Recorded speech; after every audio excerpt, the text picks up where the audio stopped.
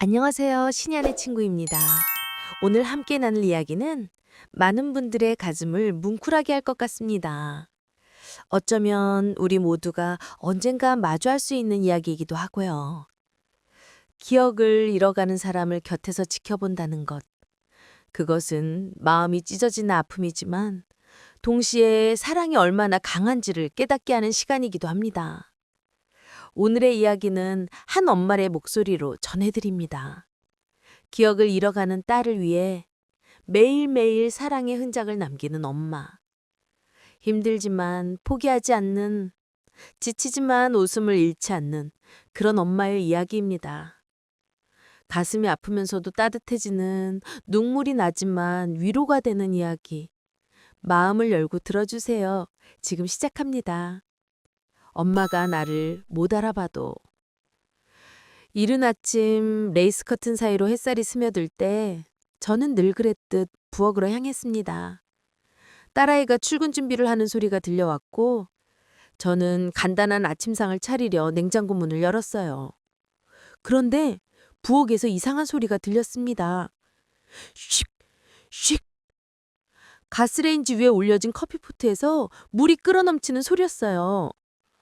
아니, 정확히는 물이 거의 다 증발하면서 내는 위험한 소리였죠. 깜짝 놀라 달려가 전원을 껐습니다. 희미한 연기가 피어오르고 있었어요. 아이고, 이걸 또 잊었구나. 커피는커녕 주방을 태울 뻔했네요. 제 목소리가 생각보다 떨리고 있었습니다. 또라는 단어가 자연스럽게 나왔다는 게 마음에 걸렸어요.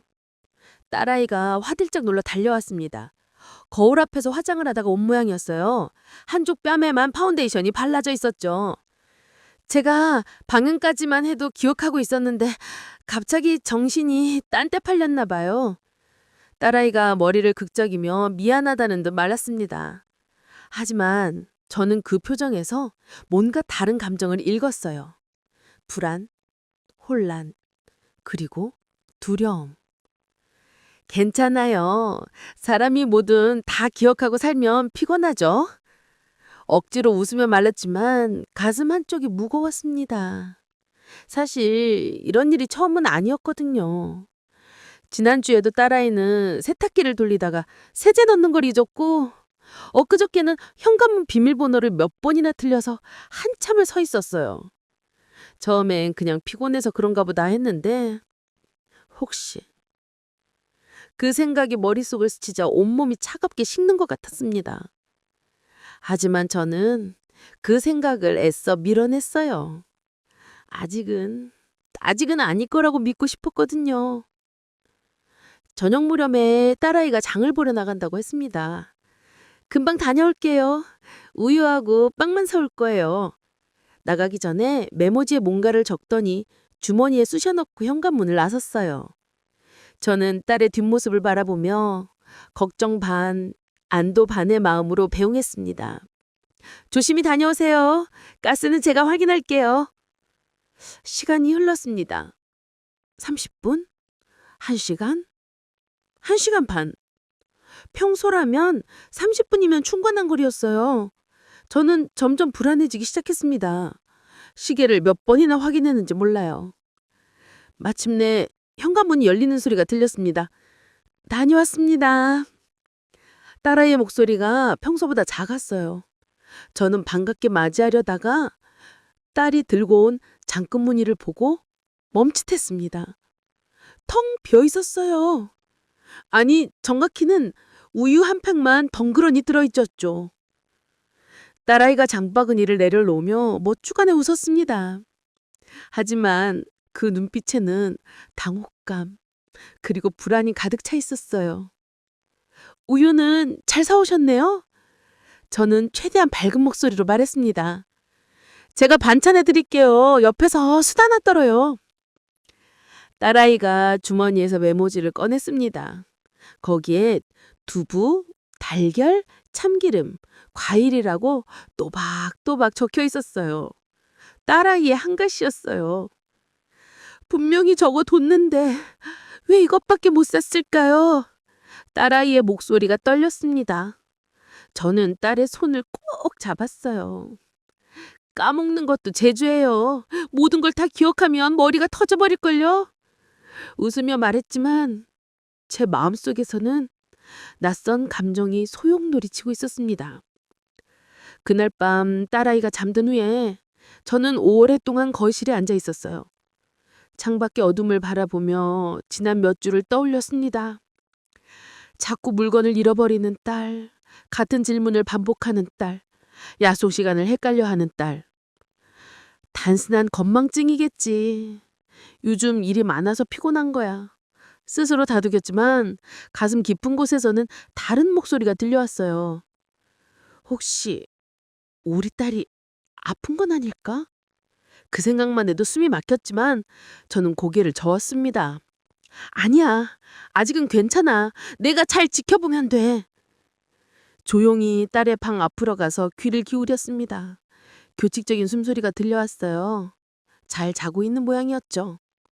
걱정 마. 엄마가 있잖아. 무슨 일이 있어도 엄마가 지켜줄게. 작게 속삭이며 제 방으로 들어왔습니다. 하지만 그날 밤 저는 쉽게 잠들지 못했어요. 다음 날 아침 저는 일찍 일어나 집안을 돌아보았습니다. 뭔가 해야 할 것 같았어요. 그냥 손 놓고 지켜만 볼 수는 없었거든요. 딸아이가 힘들어하는데 엄마인 제가 가만히 있을 수는 없잖아요. 서랍장을 뒤져 알록달록한 포스트잇을 꺼냈습니다. 예전에 손주 생일 선물 포장할 때 샀던 건데 딱 이럴 때 쓰라고 있었나 봐요. 냉장고 문부터 시작했습니다. 여기서 우유 찾기 하트. 귀엽게 그림까지 그려 넣었어요. 우유팩 모양의 낙서였지만 마음은 담았죠. 가스레인지 옆 격에는 좀 더 중요한 메시지를 붙였습니다. 가스 껐나요? 엄마가 확인할게요. 스마일. 현관문에는 외출할 때 필요한 것들을 적어 놓았어요.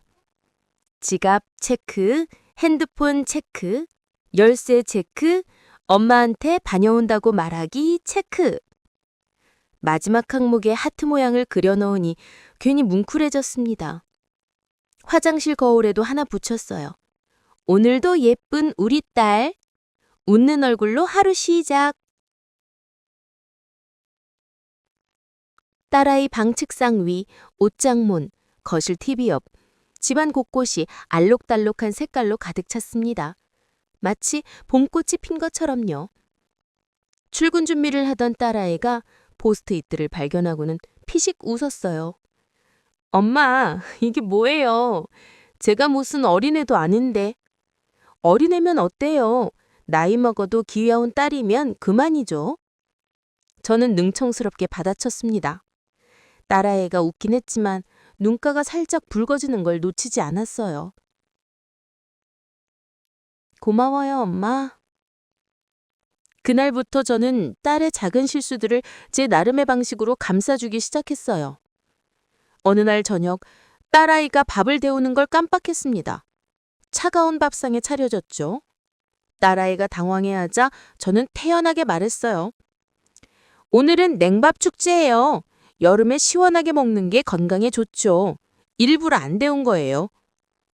엄마, 진짜예요. 요즘 건강 프로그램에서 그러던데 차가운 밥이 혈당 조절에 좋대요. 물론 그런 거 본 적 없습니다. 하지만 딸아이가 자책하는 걸 보고 싶지 않았어요. 또 어느 날은 딸아이가 회사 서류를 집에 두고 갔습니다. 점심쯤 전화가 왔어요. 엄마, 제가 또 서류를 놓고 왔어요. 어떡하죠? 목소리가 떨리고 있었습니다. 이참에 하루 푹 쉬라는 하늘의 뜻이에요. 일보다 건강이 먼저죠. 제가 회사에 전화해서 오늘 컨디션이 안 좋다고 할까요? 아니에요. 괜찮아요. 오후에 필요한 거라. 그럼 제가 갖다 드릴게요. 어디로 가면 돼요? 엄마가 제가 점심시간에 다녀올게요. 하지만 저는 이미 외출 준비를 하고 있었습니다. 딸아이 회사까지 가는 버스를 2번이나 갈아타야 했지만 그까짓 것쯤이야. 회사 앞에서 서류를 건네받은 딸아이가 울먹였어요. 엄마, 미안해요. 제가 자꾸... 미안하긴요. 엄마가 딸 얼굴 보러 나들이 나온 거예요. 덕분에 운동도 하고 좋네요. 딸아이를 꼭 안아줬습니다. 가늘게 떨리는 따위 어깨를 느끼며 가슴이 저며왔어요. 저녁이 되면 저는 부엌에서 설거지를 하며 옛날 노래를 흥얼거렸습니다. 딸아이가 어릴 때 불러주던 자장가였어요. 아기는 짜야지, 새는 둥지에서. 거실에서 그 노래를 듣던 딸아이가 소파에 누워 눈을 감았습니다. 표정이 한결 편안해 보였어요. 그래, 이렇게라도 편하게 해줄 수 있다면. 밤이 되면 저는 딸아이 방문 앞에 서곤 했습니다. 문틈으로 새어나오는 불빛을 보며 조용히 속삭였어요. 조금 다르게 살아도 괜찮아. 엄마 손길이 닿는 데까지는 엄마가 꼭 지켜줄 거야. 그 다짐이 제 하루의 마지막 기도였습니다. 하지만 속으론 불안이 점점 커지고 있었어요. 포스트잇만으로 충분할까? 제 농담으로 딸의 아픔을 가릴 수 있을까? 그래도 저는 멈출 수 없었습니다. 엄마니까요. 딸을 위해 할 수 있는 건 뭐든 해야 했으니까요. 시간이 흐를수록 딸아이의 상태는 제가 애써 외면하려 했던 것보다 심각해지고 있었습니다. 어느 화요일 아침이었어요. 딸아이가 평소처럼 7번 버스를 타러 나갔습니다. 저는 현관에서 배웅하며 말했죠. 조심히 다녀와요. 저녁에 미역국 끓여 넣을게요. 네, 다녀올게요. 딸아이의 목소리는 밝았어요. 하지만 1시간쯤 지나서 전화가 왔습니다. 전화를 받는 순간 딸아이의 떨리는 목소리가 들렸어요. 엄마, 제가 지금 어디에 있는지 모르겠어요. 제 심장이 철렁 내려앉았습니다. 괜찮아, 진정하고. 주위를 둘러봐. 무슨 간판이나 건물이 보여? 모르겠어요. 다 낯설고 왜 여기 왔는지도 기억이 안 나요. 딸아이의 목소리에서 패닉이 느껴졌습니다. 저는 최대한 침착하게 말했어요. 걱정 마. 엄마가 지금 찾아갈게. 전화 끊지 말고 주변에 무엇이 보이는지 천천히 말해봐. 한참을 통화하며 위치를 파악했습니다. 집에서 반대 방향으로 한참 떨어진 동네였어요. 어쩐지 7번 버스가 아니라 15번 버스를 탔던 모양이었죠. 택시를 타고 달려갔습니다. 운전기사님이 이상하게 쳐다봤지만 신경 쓸 겨를이 없었어요. 버스 정류장 벤치에 앉아있는 딸아이를 발견했을 때 제 눈에서 눈물이 핑 돌았습니다. 딸아이는 어린아이처럼 주위를 두리번거리며 불안해하고 있었어요. 저를 보자마자 울음을 터뜨렸죠. 엄마. 아무 말 없이 딸을 꼭 안아줬습니다. 괜찮아요. 이제 엄마가 왔잖아요. 딸아이가 제 품에서 한참 동안 울었어요. 지나가는 사람들이 쳐다봤지만 그런 건 중요하지 않았습니다. 집으로 돌아오는 택시 안에서 딸아이는 계속 미안하다고 했어요. 엄마, 제가 왜 이러는 걸까요? 매일 타던 버스를. 피곤해서 그래요. 요즘 일이 많잖아요. 하지만 제 목소리는 떨리고 있었습니다. 이제는 더 이상 단순한 피로라고 할 수 없었거든요. 그날 저녁, 딸아이가 잠든 후 저는 오랫동안 거실에 앉아 있었습니다. 휴대폰을 들고 한참을 망설이다가 검색창에 단어를 입력했어요. 초기 치매 증상. 화면에 뜬 글자들을 보는데 눈물이 주르륵 흘러내렸습니다. 최근 일을 자주 잊음, 익숙한 일을 수행하기 어려움, 길을 잃거나 방향감각 상실. 같은 질문 반복. 하나하나가 우리 딸 이야기 같았어요. 아니야, 아직 확실하지 않아. 병원에 가봐야. 하지만 병원에 가자고 말할 용기가 나지 않았습니다. 만약 정말 그 병이라면 어떻게 해야 할까요? 직장에서도 문제가 생기기 시작했습니다. 딸아이가 퇴근하고 와서 풀이 죽어 있었습니다. 엄마, 오늘 회의에서 또 실수했어요. 발표하다가 갑자기 단어가 생각 안 나서. 그럴 수 있지. 긴장해서 그런 거예요. 아니에요. 정말 생각이 안 났어요. 아는 단어인데 머릿속이 하얗게 텅 빈 검처럼. 딸아이가 고개를 떨궜습니다. 동료들 눈빛이 이상하게 보더라고요. 제 가슴이 찢어지는 것 같았어요. 동네에서도 소문이 나기 시작했어요. 마트에서 잔일 보는데 옆 동네 아주머니가 수근거리는 소리가 들렸습니다. 저 집 딸 요즘 좀 이상하더라. 어제는 현관 비밀번호를 몇 번이나 들렸다던데. 아이고, 혹시 무슨 병은 아니겠지? 저는 모른 척 지나쳤지만 귀가 따가웠어요. 집으로 돌아오는 길에 계단에 주저앉고 싶었지만 그럴 수 없었죠. 집에는 딸아이가 기다리고 있었으니까요. 현관문을 열고 들어가니 딸아이가 소파에 앉아 멍하니 창밖을 바라보고 있었어요. 다녀왔어요. 저녁 뭐 먹고 싶어요? 밝게 말했지만 딸아이는 대답하지 않았습니다. 그냥 계속 창밖만 바라보고 있었어요. 얘야. 제가 다가가자 딸아이가 천천히 고개를 돌렸습니다. 눈가가 붉었어요. 엄마, 저 요즘 제가 저 같지가 않아요. 말하다가도 단어가 생각 안 나고 길도 헷갈리고 저 왜 이러는 걸까요? 저는 잠시 말을 잃었습니다.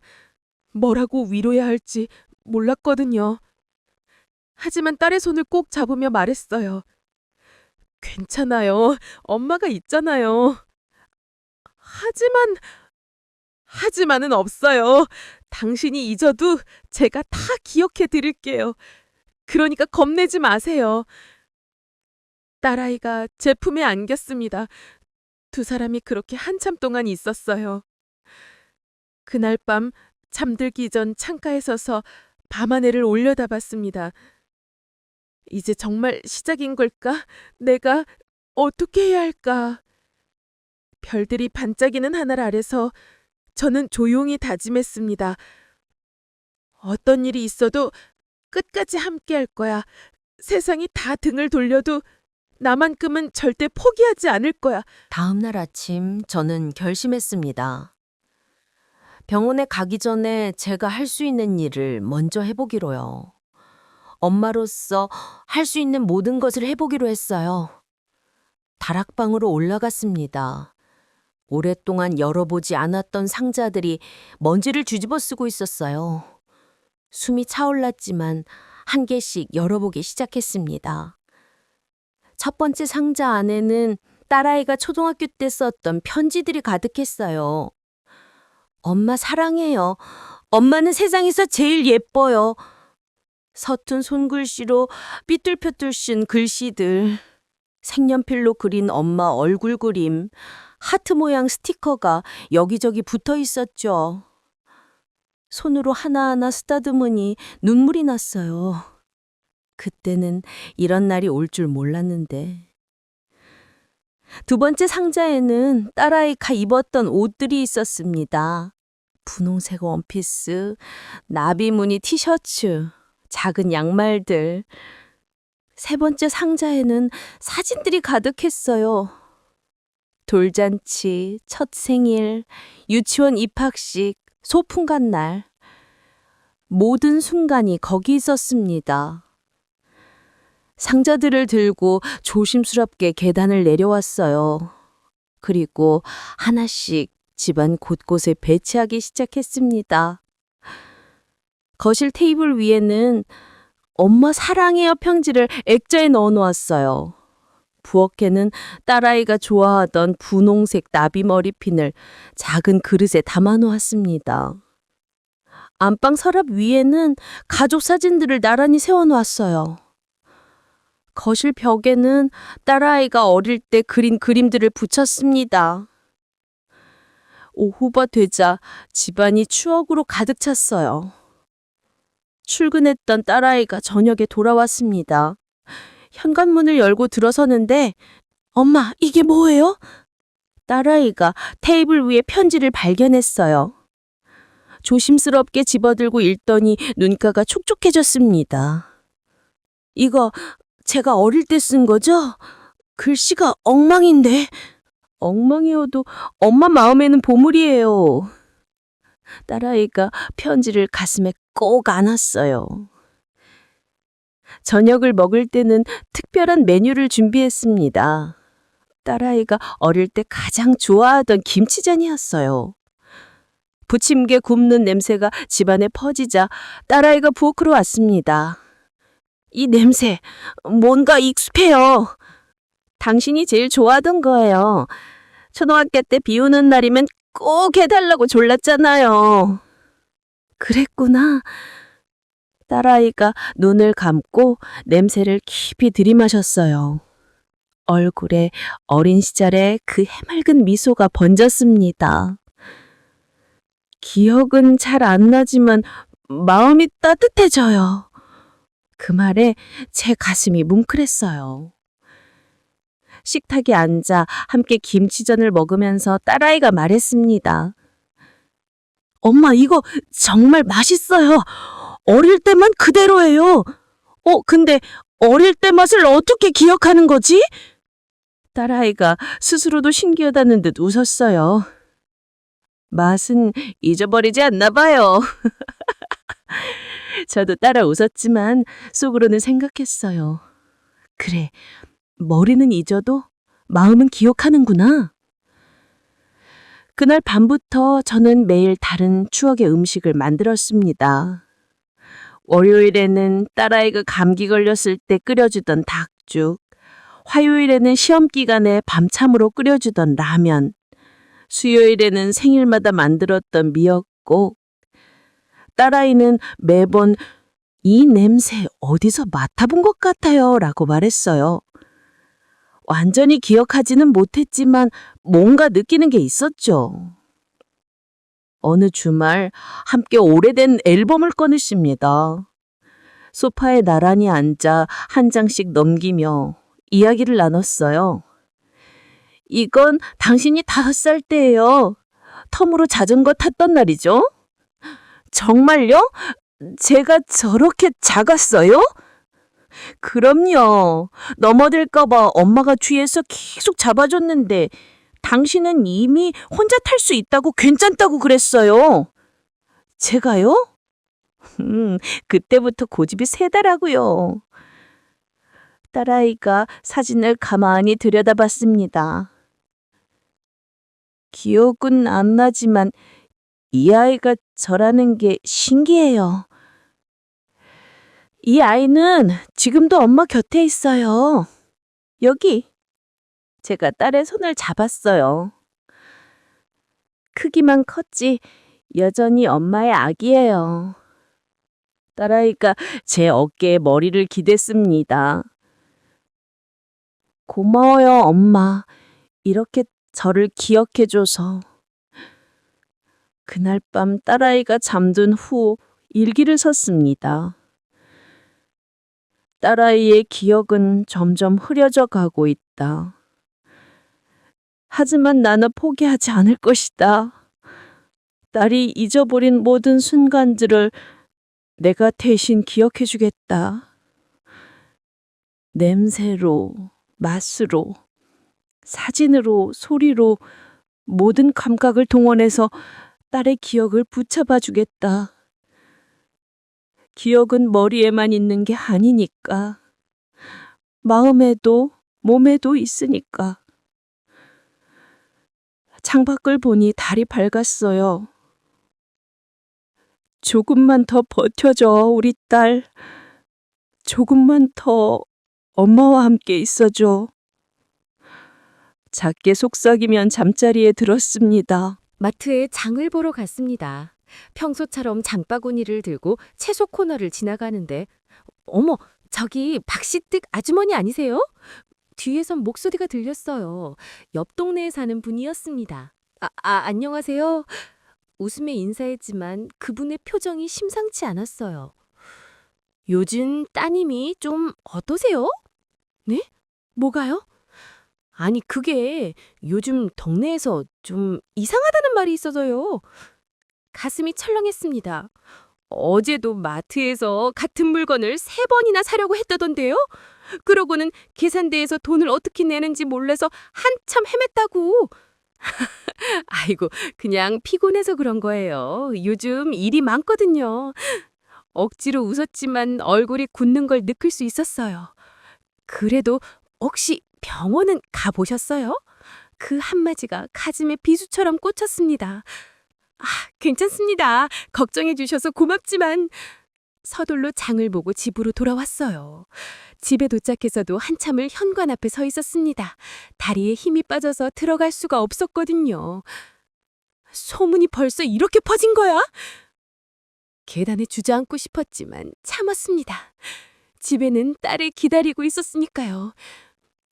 문을 열고 들어가니 딸아이가 소파에 앉아 TV를 보고 있었어요. 하지만 화면을 보는 게 아니라 그냥 멍하니 앉아 있는 것 같았습니다. 다녀왔어요. 장 많이 샀네요. 네. 엄마 다녀오셨어요?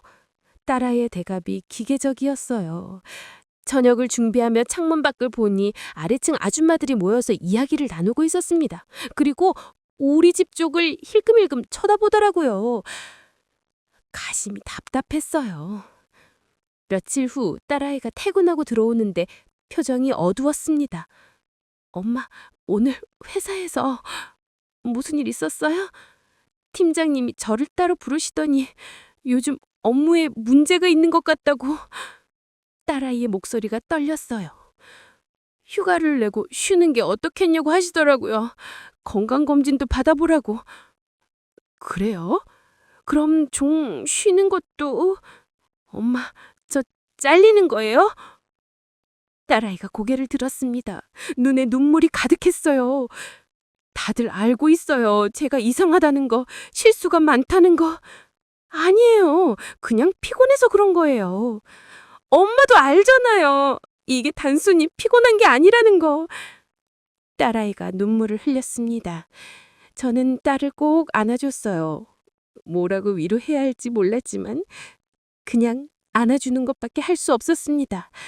그날 밤 딸아이가 잠든 후 거실에 홀로 앉아 있었어요. 창밖에서는 동네 사람들의 웃음소리가 들렸습니다. 평범한 저녁 시간, 평범한 웃음소리. 하지만 우리에겐 더 이상 평범한 일상이 아니었어요. 휴대폰을 틀었다가 다시 내려놓기를 몇 번이나 반복했습니다. 누군가에게 이야기하고 싶었지만 누구에게 말할 수 있을까요? 친구들에게? 그들도 결국 소문을 퍼뜨릴 거예요. 친척들에게? 동정과 걱정이 섞인 시선을 견딜 자신이 없었어요. 결국 아무에게도 전화하지 못했습니다. 혼자 버텨야 하는구나. 그 깨달음이 무겁게 다가왔어요. 다음날부터 저는 더욱 집안을 따뜻한 공간으로 만들려고 노력했습니다. 딸아이가 좋아했던 음악을 하루 종일 틀어놓았어요. 옛날 발라드, 추억의 팝송들, 거실에 향초를 켜서 은은한 향기가 집안에 가득하게 했습니다. 창문에는 예쁜 커튼을 새로 달았어요. 바깥 시선이 덜 신경 쓰이도록요. 집안에서만큼은 세상의 시선 따위 신경 쓰지 않고 편하게 있을 수 있게 해주자. 어느 저녁 함께 저녁을 먹다가 딸아이가 물었습니다. 엄마, 사람들이 절 이상하게 생각하죠? 순간 숨이 멎은 것 같았어요. 왜 그런 생각을 해요? 요즘 마트 가면 사람들이 쳐다봐요. 그리고 수근거리는 소리도 들려요. 딸아이가 고개를 숙였습니다. 미안해요, 엄마. 쟤 때문에 엄마까지... 무슨 소리예요? 저는 딸의 손을 꼭 잡았어요. 사람들이 뭐라 하던 상관없어요. 우리끼리만 좋으면 되는 거예요. 하지만은 없어요. 세상이 다 등을 돌려도 엄마는 절대 당신 곁을 떠나지 않아요. 딸아이가 눈물을 흘렸습니다. 저도 눈물이 났지만 참았어요. 딸 앞에서는 강해야 했으니까요. 그날 밤 창가에 서서 밤하늘을 올려다봤습니다. 별들이 반짝이고 있었어요. 저 별들은 얼마나 오래전의 빛일까요? 이미 사라진 별의 빛도 전 여전히 우리에게 잡고 있잖아요. 기억도 그런 게 아닐까? 잊혀져도 마음속 어딘가에는 남아있는 거. 그런 생각을 하며 조용히 속삭였습니다. 조금만 더 버티자. 우리 딸 조금만 더. 화창한 봄날 오후였습니다. 딸아이가 간단하게 외출한다고 했어요. 동네 마트만 다녀올게요. 우유하고 빵 좀 사올게요. 혼자 괜찮겠어요? 엄마가 같이 갈까요? 괜찮아요. 바로 앞인데요. 금방 올게요. 딸아이가 웃으며 현관문을 나섰습니다. 저는 문 앞에 서서 배웅했어요. 조심히 다녀와요. 차 조심하고. 네, 걱정 마세요. 밝은 목소리로 대답하던 딸의 모습이 아직도 눈에 선합니다. 30분이 지났어요. 바로 앞 마트인데 좀 늦네. 라고 생각했습니다. 1시간이 지났습니다. 불안이 스멀스멀 기어올랐어요. 휴대폰을 들었다가 내려놓기를 반복했죠. 조금만 더 기다려보자. 아는 사람 만났나 보다. 1시간 반이 지났을 때 더 이상 참을 수 없었습니다. 전화를 걸었어요. 1번, 2번, 3번. 받지 않았습니다. 심장이 쿵쿵 뛰기 시작했어요. 4번째 전화에서 드디어 연결됐습니다. 여보세요? 얘요? 엄마. 딸아이의 목소리가 떨리고 있었어요. 왜? 무슨 일 있어요? 어디예요? 엄마, 저 지금 어딘지 모르겠어요.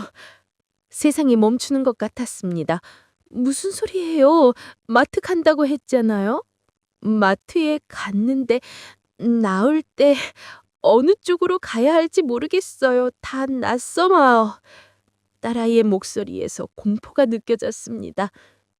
저는 최대한 침착하게 말했어요.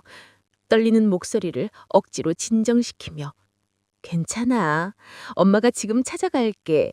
진정하고 주변을 둘러봐. 무슨 간판이 보여? 건물 이름이나 가게 이름? 잘 모르겠어요. 아, 공원이 보여요. 벤치가 있어요. 공원? 어떤 공원? 모르겠어요. 그냥 공원이에요. 놀이터도 있고. 딸아이가 울먹이기 시작했어요. 엄마, 무서워요. 여기가 어딘지 모르겠어요. 어떻게 왔는지도 기억이 안 나요. 괜찮아. 괜찮아. 엄마가 꼭 찾아갈게.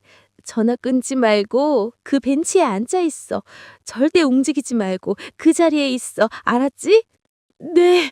엄마, 빨리 와주세요. 전화를 끊자마자 신발을 신었습니다. 손이 떨려서 신발끈도 제대로 묶을 수 없었어요.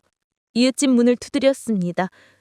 죄송한데 저희 딸이 길을 잃어서 혹시 차 좀 빌려주실 수 있을까요? 어머, 무슨 일이세요? 급해요. 제발. 이웃분이 차키를 건네주며 함께 나섰어요. 제가 운전할게요. 어디로 가야 할까요? 동네 마트 근처 공원, 놀이터가 있는. 함께 동네를 샅샅이 뒤졌습니다. 가까운 공원부터 하나씩 없었어요. 조금 더 떨어진 곳의 공원, 거기도 없었습니다. 3번째 공원에서 드디어 발견했습니다. 벤치에 앉아 장바구니를 옆에 두고 주위를 불안하게 두리번거리며 앉아있는 딸아이를. 차에서 뛰어내려 달려갔어요. 얘야! 엄마! 딸아이가 저를 보자마자 일어서서 달려왔습니다. 어린아이처럼 제 폼에 안겨 울음을 터뜨렸어요. 엄마, 무서웠어요. 정말 무서웠어요. 괜찮아. 이제 괜찮아. 엄마가 왔잖아. 딸아이를 꼭 안고 등을 토닥여줬습니다. 지나가는 사람들이 쳐다봤지만 그런 건 중요하지 않았어요. 제 딸을 찾았다는 것, 그것만이 중요했습니다. 함께 온 이웃분이 조용히 물었어요. 괜찮으세요? 병원에. 괜찮습니다. 집에 가면 돼요. 감사합니다. 차 안에서 딸아이는 계속 떨고 있었습니다. 엄마, 저 정말 기억이 안 나요. 어떻게 여기까지 왔는지. 괜찮아요. 피곤해서 그래요. 아니에요. 엄마도 알잖아요. 이게 단순히 피곤한 게 아니라는 걸. 딸아이가 제 손을 꼭 잡았어요. 엄마, 저 무서워요. 저 이상해지고 있어요. 아니에요. 괜찮아요. 하지만 제 목소리는 떨리고 있었습니다. 집에 도착해서 딸아이를 방으로 데려갔어요. 침대에 눕히고 이불을 덮어줬습니다. 좀 쉬어요. 엄마가 따뜻한 차 끓여올게요. 부엌에 가서 차를 끓이는데 손이 너무 떨려서 주전자를 제대로 잡을 수가 없었어요. 그대로 주저앉아 울고 싶었지만 참았어요. 울면 안 돼. 울면 안 돼. 딸 앞에서는 강해야 해. 몇 번이나 심호흡하고 진정했습니다. 차를 가지고 딸아이의 방으로 갔어요. 딸아이는 이불 속에서 작게 움츠리고 있었습니다. 여기 따뜻한 차예요. 고마워요, 엄마. 딸아이가 차를 받아 마셨습니다. 그리고 조용히 물었어요. 엄마, 저 이제 혼자서는 밖에 나가면 안 되는 거죠? 그 질문에 가슴이 찢어지는 것 같았습니다. 아니에요. 그냥 당분간은 엄마랑 같이 다니는 거예요. 제가 엄마한테 짐이 되는 거죠? 무슨 소리예요? 저도 모르게 목소리가 커졌어요. 딸아이가 놀라서 저를 봤습니다. 미안해요. 소리 지르려던 건 아니고. 한숨을 쉬고 다시 말했어요. 당신은 엄마한테 짐이 아니에요. 세상에서 가장 소중한 사람이에요. 당신을 돌보는 게 짐이라면 숨 쉬는 것도 짐일 거예요. 딸아이의 눈에서 눈물이 흘러내렸습니다. 고마워요, 엄마. 포기하지 않고 저를 찾아와줘서. 당연하죠. 엄마가 당신을 어떻게 포기해요? 그날 밤 딸아이가 잠든 후 저는 잠들지 못하고 딸아이 방문 앞에서 앉아 있었어요. 문틈으로 딸아이의 규칙적인 숨소리가 들렸습니다. 이제 정말 혼자 다니는 것도 위험하구나. 그 현실이 무겁게 다가왔습니다. 하지만 동시에 더 확고한 다짐도 생겼어요. 앞으로 더 힘든 일들이 있을 거야. 하지만 난 준비할 거야. 어떤 상황이 와도 당신을 지켜낼 준비를. 창밖에 비가 내리기 시작했습니다. 빗소리를 들으며 조용히 속삭였어요. 엄마가 있어. 엄마가 꼭 곁에 있어 줄게. 그 사건 이후 저는 더 이상 망설일 수 없었습니다. 병원에 가야 한다는 건 알았지만 그 전에 제가 할 수 있는 모든 것을 해주고 싶었어요. 다음 날부터 저는 더욱 체계적으로 움직이기 시작했습니다. 먼저 거실 벽면 전체를 활용했어요. 딸아이의 인생을 시간 순서대로 보여줄 수 있는 추억의 벽을 만들기로 했죠. 간단하게 사진부터 시작했습니다. 병원에서 처음 안았을 때의 사진. 그때의 감동이 아직도 생생해요. 1살 첫 돌, 비틀비틀 걷던 모습, 유치원 입학식 때 울먹이던 얼굴, 초등학교 입학날 새 가방을 맨 모습. 사진마다 아래에 간단한 설명을 붙였습니다. 3세, 처음으로 엄마라고 불렀던 날. 7세, 자전거를 배우며 몇 번이나 넘어졌지만 포기하지 않던 날. 10세, 피아노 발표회에서 떨리는 손으로 연주하던 날. 15세, 처음 시험에서 1등하고 기뻐하던 날. 20세, 대학 합격증을 들고 울던 날. 하나하나 붙이면서 저도 모르게 눈물이 났어요. 이 모든 순간들을 우리 딸이 잊어가고 있구나. 부엌에는 추억의 레시피 박스를 만들었습니다. 딸이 어릴 때부터 좋아했던 음식들의 레시피를 카드로 만들어 날짜별로 정리했어요. 월요일, 감기 걸렸을 때의 닭죽. 화요일, 시험 기간 밤식라면. 수요일, 생일날의 미역국. 목요일, 비 오는 날의 금치전. 금요일, 주말을 기다리며 먹던 떡볶이. 토요일, 소풍 가는 날의 김밥. 일요일, 가족이 함께 먹던 삼계탕. 매일 다른 추억의 맛으로 딸의 기억을 깨우기로 했어요. 안방에는 음성 다이어리를 준비했습니다. 오래된 녹음 파일들을 찾아냈어요. 딸이 어릴 때 부르던 노래, 유치원에서 배운 동요를 신나게 부르던 목소리. 엄마, 나 오늘 그림 숙제 1등 했어. 엄마 사랑해. 세상에서 제일 사랑해. 엄마, 나 커서 엄마처럼 될 거야. 녹음된 딸의 목소리를 들으니 가슴이 미어졌습니다. 화장실 거울에는 매일 다른 메시지를 붙이기로 했어요. 월요일. 오늘도 아름다운 우리 딸. 화요일. 웃는 얼굴이 제일 예뻐요. 수요일. 당신은 사랑받는 사람입니다. 목요일. 엄마가 항상 응원해요. 금요일. 잊어도 괜찮아요. 엄마가 기억해요. 토요일. 오늘도 최고예요. 일요일. 사람이에요. 우리 딸. 현관문에는 외출 체크리스트를 만들었어요. 지갑, 핸드폰, 열쇠, 마스크, 손수건, 엄마 전화번호 메모, 지갑 속, 집 주소 적은 카드, 주머니. 사랑하는 마음, 이미 가슴 속에.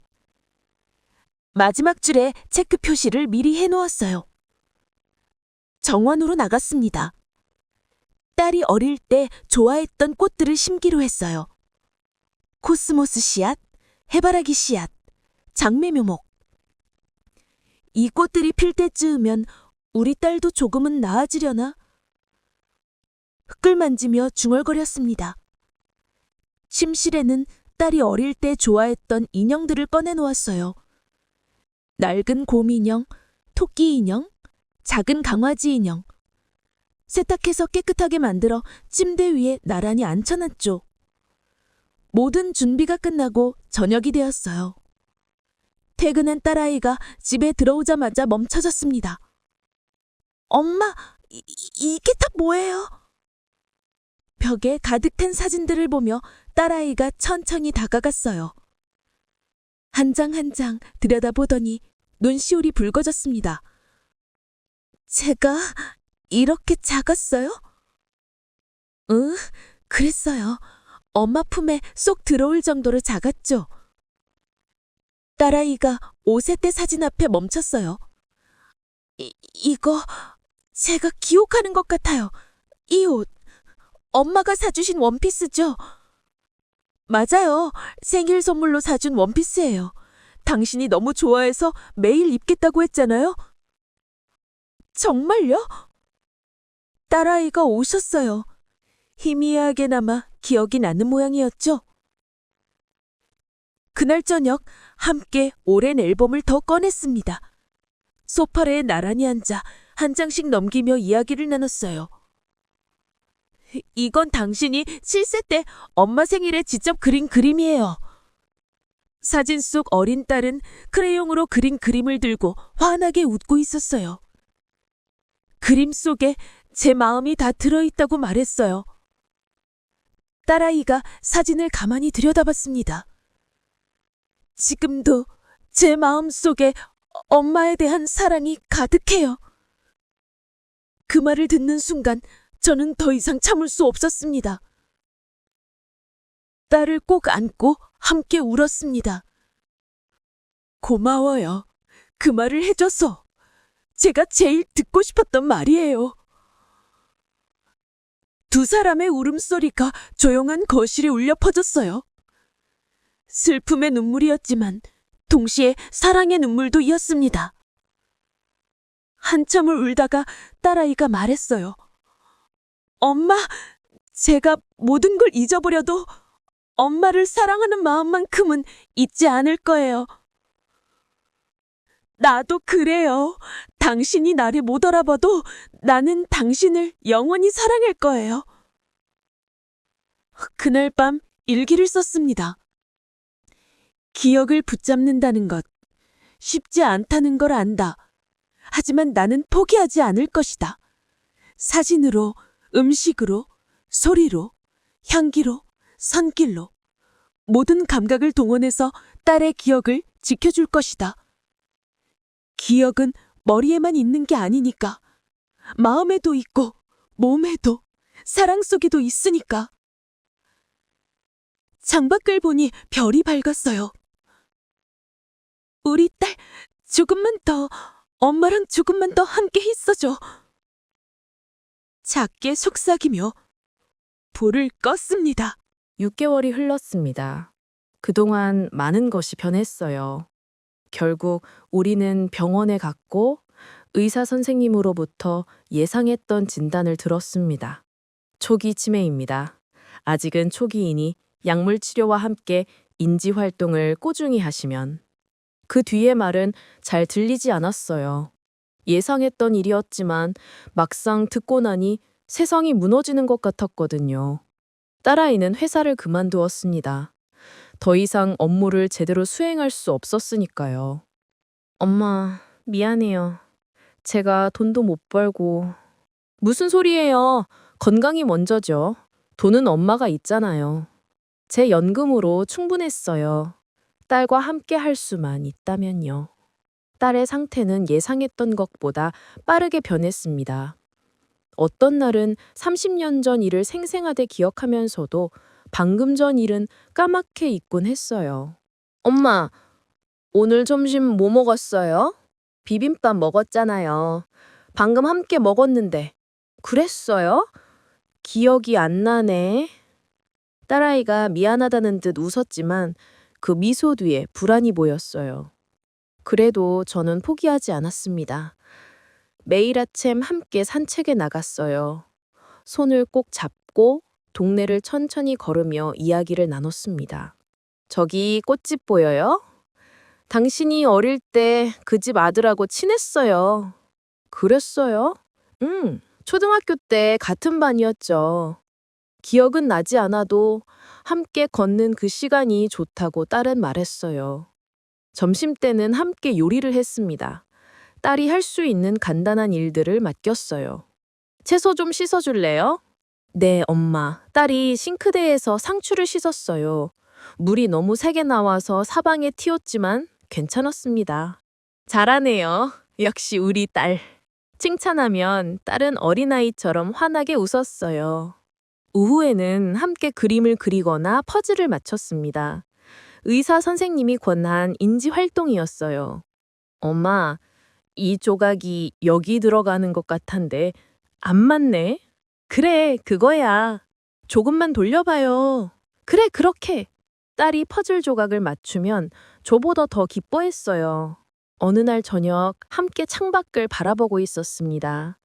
별들이 반짝이고 있었어요. 엄마, 저 별 예뻐요. 그러게요. 참 밝네요. 저 별을 전에도 본 것 같아요. 엄마랑 함께? 그럼요. 우리 자주 봤죠. 당신이 어릴 때 별 보는 걸 좋아했거든요. 그랬구나. 딸아이가 잠시 생각에 잠겼어요. 엄마, 제가 기억은 못해도 마음속에서는 뭔가 느껴져요. 따뜻한 기분이요. 그 말에 제 가슴이 뭉클했습니다. 그거면 됐어요. 기억보다 중요한 건 지금 이 순간이니까요. 하지만 쉽지만은 않았어요. 어떤 날은 딸이 저를 못 알아보기도 했습니다. 실례지만 누구세요? 처음 그 말을 들었을 때 심장이 멈추는 줄 알았어요. 나 엄마예요. 엄마? 딸아이가 고개를 갸우뚱했어요. 진짜 모르는 얼굴이었습니다. 처음 뵙는 것 같은데 근데 이상하게 마음이 편하네요. 눈물이 났지만 참았어요. 그래요? 저도 당신이 좋아요. 차 한 잔 드릴까요? 네, 감사합니다. 그날은 처음 만난 사람처럼 조심스럽게 대화를 나눴습니다. 여기 오래 사셨어요? 네, 꽤 오래 살았어요. 좋은 곳이네요. 따뜻한 느낌이에요. 고마워요. 저녁이 되자 딸아이가 또 물었어요. 저 여기서 자도 되나요? 집이 어딘지 기억이 안 나서요. 여기가 당신 집이에요. 당신 방도 있어요. 제가 안내해 드릴게요. 딸의 방으로 데려가 침대에 앉혔습니다. 편히 쉬세요. 제가 옆방에 있을게요. 고맙습니다. 근데 왜 이렇게 눈물이 나죠? 딸아이가 울먹였어요. 기억은 안 나는데 가슴이 아파요. 뭔가 중요한 걸 잊어버린 것 같아요. 괜찮아요. 천천히 생각나실 거예요. 그날 밤 저는 거실에서 혼자 울었습니다. 소리내지 않으려고 이불로 얼굴을 가리고 한참을 울었어요. 하지만 다음날 아침이 되면 다시 웃으며 딸에게 인사했습니다. 좋은 아침이에요. 아, 네, 좋은 아침이에요.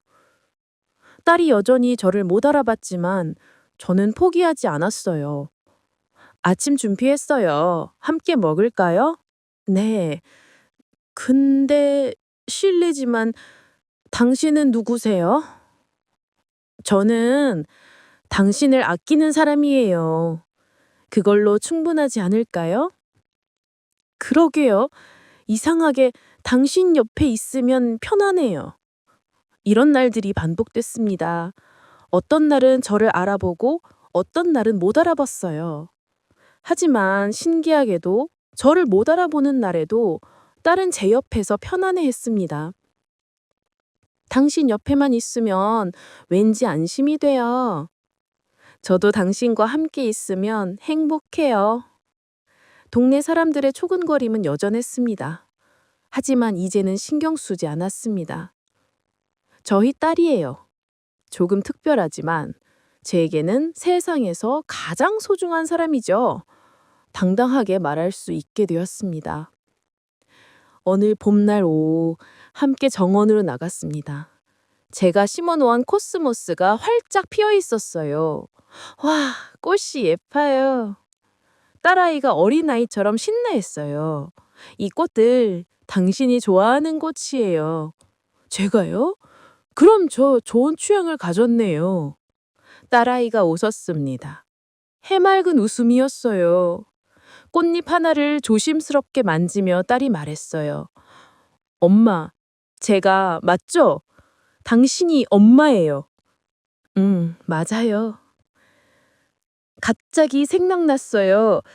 그림 그리는 기억이. 엄마 얼굴 그리고 엄마 사랑한다고 쓰고. 기억나요? 조금만요. 흐릿하게. 근데 확실한 건 제가 정말 엄마를 사랑했다는 거예요. 딸아이가 제 손을 잡았습니다. 지금도 사랑해요. 기억은 흐릿해도 이 마음만큼은 확실해요. 더 이상 참을 수 없었습니다. 딸을 꼭 안아줬어요. 나도 사랑해. 너무너무 사랑해. 두 사람이 코스모스 밭에서 한참 그렇게 있었어요. 그날 밤 일기를 썼습니다. 쉽지 않은 나날들이다. 딸이 나를 못 알아볼 때마다 가슴이 찢어진다. 하지만 포기할 수 없다. 왜냐하면 그래도 딸은 내 옆에 있으니까. 웃고 먹고 걷고 꽃을 보며 기뻐하니까. 기억은 사라져도 사랑은 남아있으니까. 이게 완벽한 행복은 아니다. 매일 같은 대화를 반복하고 매일 처음 만난 것처럼 인사한다. 하지만 그래도 괜찮다. 힘들지만 함께 있어서 괜찮다. 이것이 우리의 현실이고 이 현실 속에서 우리는 여전히 서로를 사랑하고 있으니까. 창밖을 보니까 달이 밝았어요. 딸의 방에서 규칙적인 숨소리가 들렸습니다. 잘 자요, 우리 딸. 내일도 엄마가 여기 있을게요. 작게 속삭이며 불을 껐습니다. 그 다음 날도 저는 딸 곁에 있을 거예요. 기억이 사라져도, 이름을 잊어도, 얼굴을 못 알아봐도 엄마는 영원히 딸의 곁에 있을 겁니다. 그것이 사랑이니까요. 완벽하지 않아도 힘들어도 함께라서 괜찮은 사랑. 그게 바로 우리의 이야기입니다. 여러분, 여기까지가 오늘의 이야기입니다. 엄마의 시선으로 본 기억을 잃어가는 딸을 지켜내는 이야기. 쉽지 않은 여정이었습니다. 아프고 힘들고 때로는 절망적이기도 했죠. 하지만 그 속에서도 사랑은 계속되었습니다. 완벽하지 않아도 기억이 사라져도 이름을 잊어도 사랑은 남아 있었어요. 이 이야기를 들으시면서 혹시 눈물을 흘렸나요? 괜찮습니다. 그 눈물은 공감의 눈물이고 사랑의 증거니까요. 우리 모두에게는 소중한 사람이 있습니다. 가족이든 친구든 이웃이든 우리가 아끼는 누군가가 있죠. 오늘 이 이야기가 여러분께 전하고 싶은 메시지는 이것입니다. 힘든 순간에도 함께라면 괜찮다. 완벽한 행복이 아니어도 괜찮아요. 함께 있다는 것, 사랑한다는 것. 그것만으로도 충분히 의미 있는 삶이니까요. 지금 곁에 있는 소중한 분들에게 오늘 꼭 말씀해 주세요. 사랑해요 라고, 고마워요 라고, 함께 있어서 행복해요 라고요. 기억은 흐려질 수 있지만 사랑의 말은 마음에 영원히 남으니까요. 이 이야기가 여러분의 마음에 작은 위로가 되었기를 바랍니다. 구독과 좋아요는 저희가 더 많은 감동적인 이야기를 만드는데 큰 힘이 됩니다. 여러분의 작은 클릭 하나하나가 다음 이야기를 준비하는 원동력이 돼요. 좋아요 버튼을 꼭 눌러주시고 구독 버튼도 꼭 눌러주세요. 그리고 알림 설정까지 해주시면 새로운 이야기가 올라올 때마다 가장 먼저 만나보실 수 있습니다. 댓글로 여러분의 생각과 경험도 나눠주시면 정말 감사하겠습니다. 신이한의 친구는 앞으로도 여러분의 마음을 울리고 위로하고 함께 공감할 수 있는 이야기들을 계속 들려드릴 겁니다. 오늘도 함께 해주셔서 진심으로 감사합니다. 여러분, 사랑하는 사람들과 따뜻한 하루 보내세요. 신이어 내 친구였습니다. 감사합니다.